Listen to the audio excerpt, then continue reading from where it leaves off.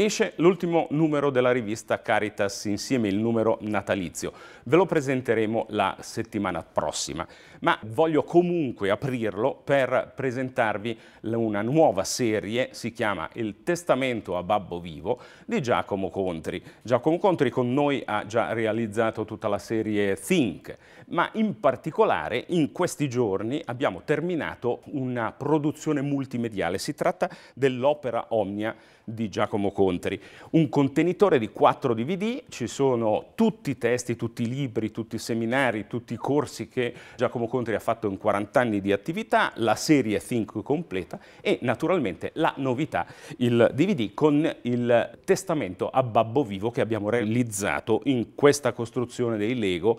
Si tratta del Relativity di Escher. Adamina, il catalogo è questo. Oggi farò testamento. Testamento, articolo primo. Eredità.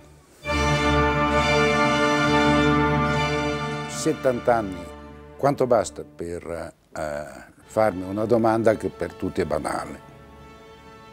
Non è banale la domanda, non è banale la risposta, fanno coppia. Sono arrivato a domandarmi, come seria domanda, se oggi io sarei disposto ad avere di nuovo 30 anni oppure no.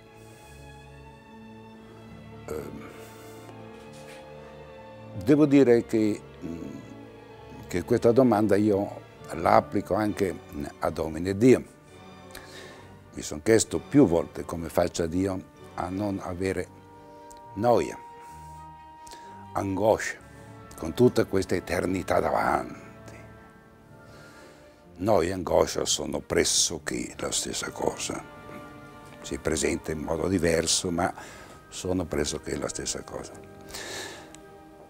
Non so neppure se sarei, forse sì, ma occorre risposta, ad avere la fontana dell'eterna giovinezza.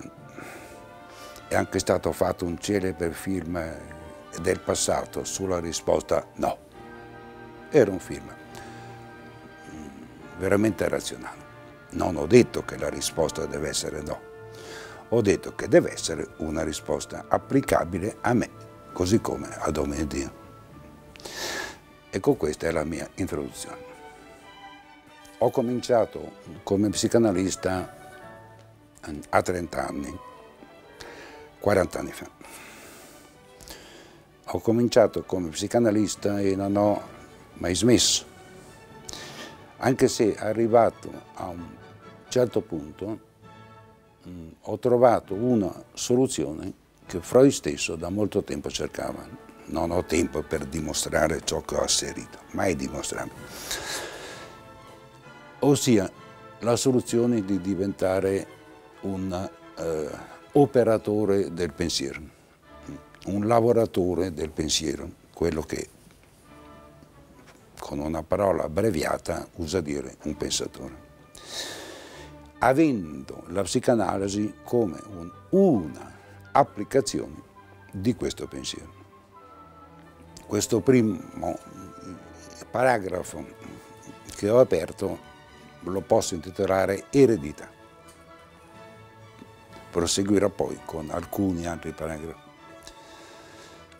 Sto per lasciare come eredità quella che chiamo più o meno scherzosamente una discoteca di scritti miei nel corso del tempo.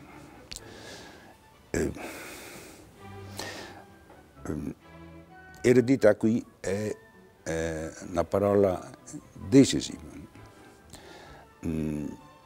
La parola padre, così bene messa in discussione dal mio maestro analista Lacan, introdotto da Freud, reintrodotto da Freud,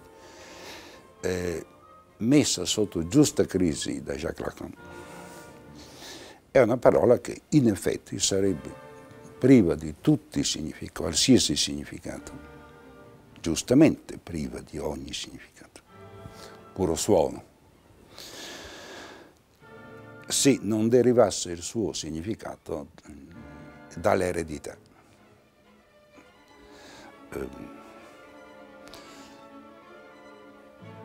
E eredità, come dico io, a babbo vivo, non tutti conoscono questa espressione, a babbo vivo. A babbo vivo vuol dire non solo vivo, vegeta, e neanche mal ridotto, malato, col morbo di Alzheimer, bloccato a letto. C'è anche un'altra eccezione di babbo vivo e l'ho presa da Shakespeare.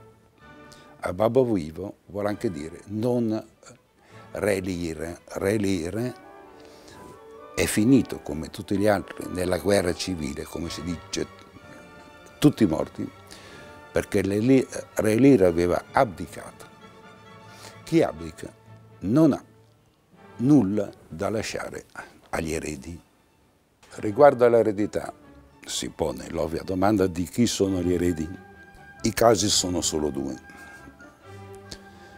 Ci sono quelli che prendono e quelli che non prendono.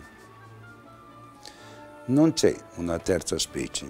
In questo caso, nel caso come quello della mia eredità, quello che ho chiamato la mia discoteca, non ci sono i ladri. Gli eredi sono quelli che prendono. Neanche troppo metaforicamente sono quelli che mangiano. Avere un'idea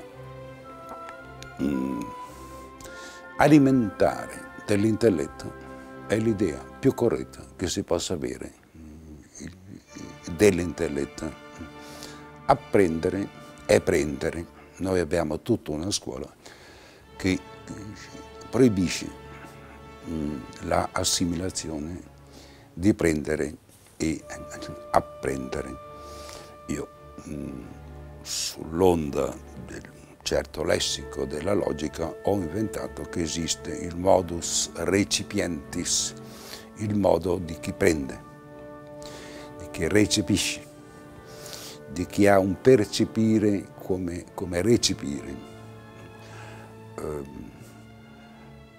E lo hanno in pochissimi. In pochissimi prendono. Beati coloro che prendono. C'era un filologica.